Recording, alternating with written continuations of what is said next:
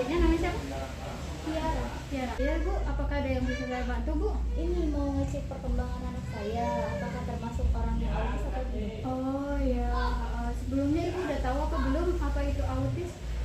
Anak kurang tahu. Oh kurang tahu ya.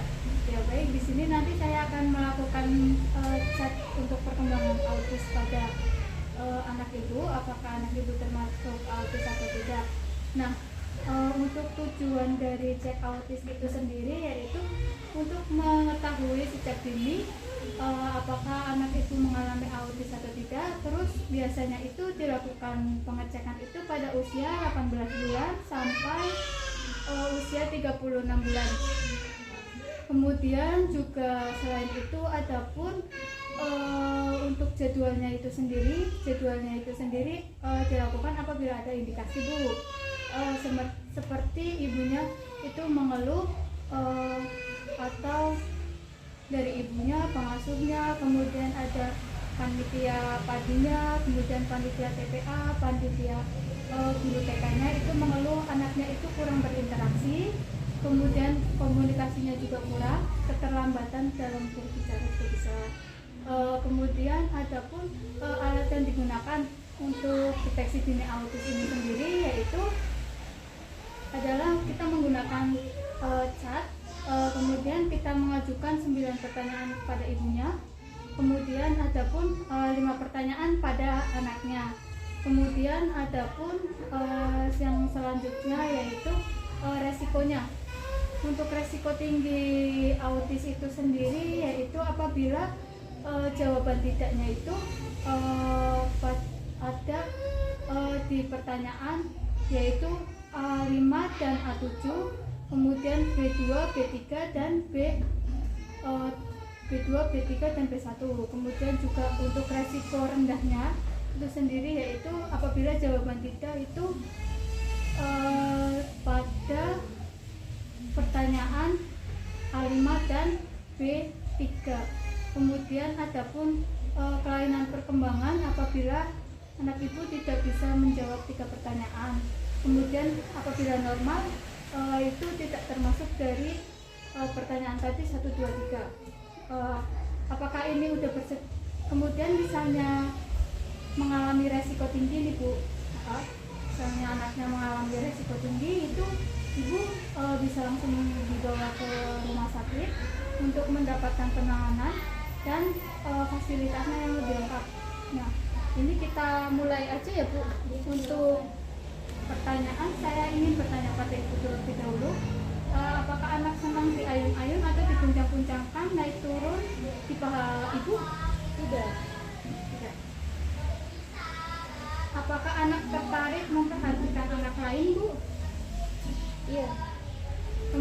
Kemudian apakah anak suka manja seperti manja tangga? Iya. Apakah anak suka bermain ciluk atau umpet dengan temannya Bu? Iya. Apakah anak pernah bermain seolah-olah membuat cangkir menggunakan kayak gelas kayak gitu Bu, menggunakan cangkir terus dia itu bermain ini buat susu atau buat teh gitu Bu? Iya. Apakah anak pernah menunjukkan sesuatu dengan menunjukkan jari Bu, misalnya itu bola gitu? Iya. Apakah anak pernah menggunakan jari untuk menunjukkan sesuatu agar melihat ke sana? Iya. Apakah anak dapat bermain dengan mainannya kecil banget seperti mobil yang kecil banget? Iya. Ya. Apakah anak pernah memberikan suatu benda untuk menunjukkan sesuatu? Iya. Ya. Kiara, mari sini ya. Kita mulai. Yang pertama, Kiara bisa nyusun kubus ini. Coba susun yang benar gimana? Oh iya bisa. Gelasnya mana gelas? Gelas yang mana? Gelas. Nah, ya ini gelas. Kalau bola yang mana? Itu bola. Ya udah bisa ya. Boneka mana Nyai? Nyai boneka mana? Oh iya, boneka apa itu? Burung. Boneka burung ya. Nyai udah bisa. Nyusun kubu juga udah bisa ya. Anak ibu untuk jawabannya normal semua ya Bu. Iya. Anaknya bisa pemeriksaan dia juga udah bisa nyusun tubuh, juga bisa menunjukkan mana gelas, mana bola, kemudian mana boneka. Nah, jadi dari yang saya untuk evaluasi akhirnya anak ibu perkembangan autisnya normal.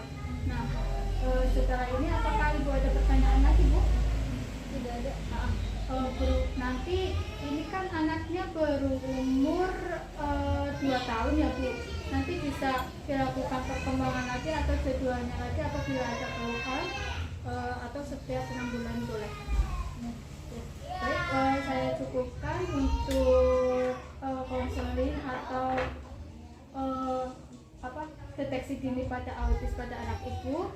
Alhamdulillah ini nilainya bagus ya, Bu, atau normal semua. Semoga masih bisa dikembangkan ya, Bu.